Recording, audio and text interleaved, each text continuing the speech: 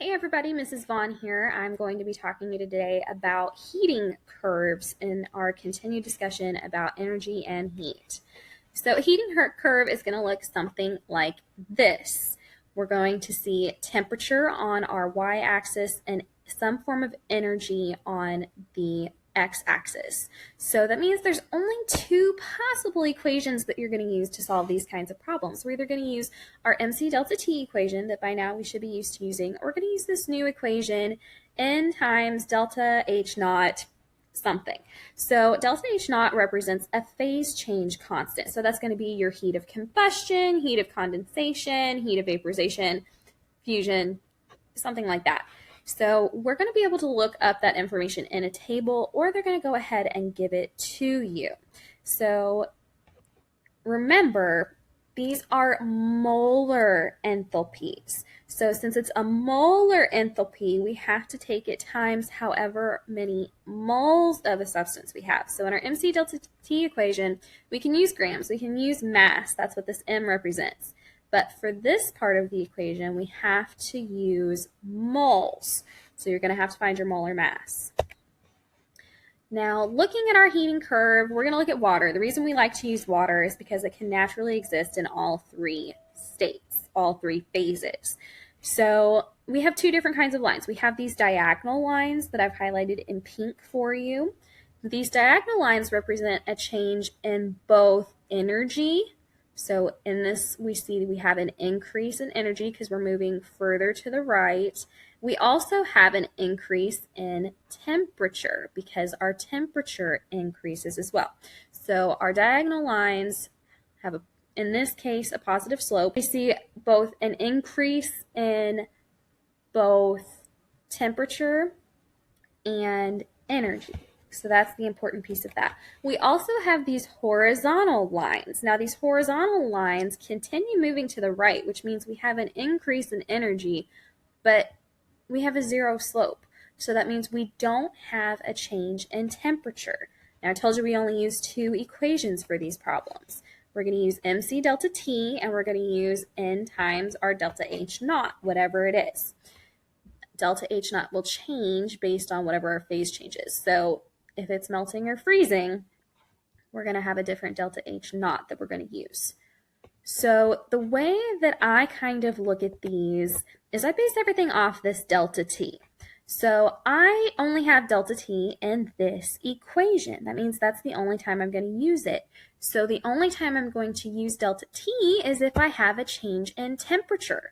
So I'm only going to have a change in temperature at these diagonal sections of the graph because otherwise there's no temperature change. So that's your clue that for the horizontal sections, you're going to want to use this N times delta H naught equation.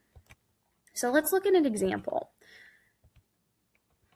How much heat is absorbed by 25 grams of water as it moves from a liquid at 25 degrees Celsius to gas at 110 degrees Celsius? Water boils at 100 degrees Celsius, and it also tells us these three pieces of information about our specific heat of liquid water, specific heat of gaseous water, and our delta H naught of vaporization. So that's our heat of vaporization. So let's write down what we know. I do these in pieces. I write down what's happening, and then I match the equation to it and solve. So the first thing we have is we have 25 grams of water. It's at 25 degrees Celsius. It's going to have to increase in temperature to 100 degrees Celsius, which is where water starts to boil. Now, boiling, remember, is causing evaporation. So after we have water at 25 degrees Celsius, it moves up to 100 degrees Celsius. Now that liquid starts turning to a gas, but they're both going to be about 100 degrees. So there's no temperature change whenever we have our phase change. So finally, our last piece, we have to get up to 110 degrees Celsius. So we're going to have steam. Steam is water vapor, however you want to think about it. So we're going to have steam at 100 degrees Celsius, and we have to increase it up until it's 110 degrees Celsius. So we make sure that those are all of the steps to get from liquid at our temperature to our gas at that 110 degrees. So now we have that information about, okay, here's what's actually happening. We can think, okay, picturing our heating curve. I have a temperature change, so I know I'm going to use MC delta T. I have a phase change, so I know I'm going to need to use my phase change constant. Since I'm going from liquid to gas, I'm going to need my heat of vaporization constant for water. And then I'm going to also have a temperature change when I have my steam. So I need to make sure I'm using my MC delta T equation. I'm going to plug in all of these numbers. Now, I only have 25 grams of water, and I'm heating it up. So I'm not changing the mass of water that I have. Even when it goes to gas, it's going to go into the atmosphere, but it's still going to occupy the same mass. So this 25 grams isn't going to change. Now, I am going to change the way that looks in my N delta H naught equation because I need to divide it by the molar mass. I calculated my molar mass of water as about 18. The other thing to notice in these equations, my specific heat was given to me in joules for my unit of energy. My phase change constant, this takes a ton of energy, you guys, so it's going to be most often reported as kilojoules.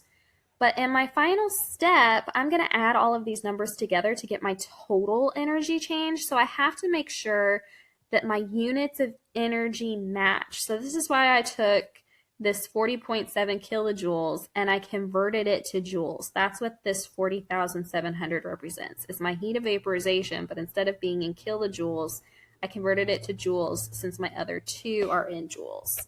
So I plugged in those numbers. I came up with our math. Like I said, we're just going to add all of those answers together for each little individual step to get our final answer. I can only have 3 significant figures based on my 25 grams of water. We're going to ignore temperature, and we're going to ignore this also because this could have as many significant figures as I want.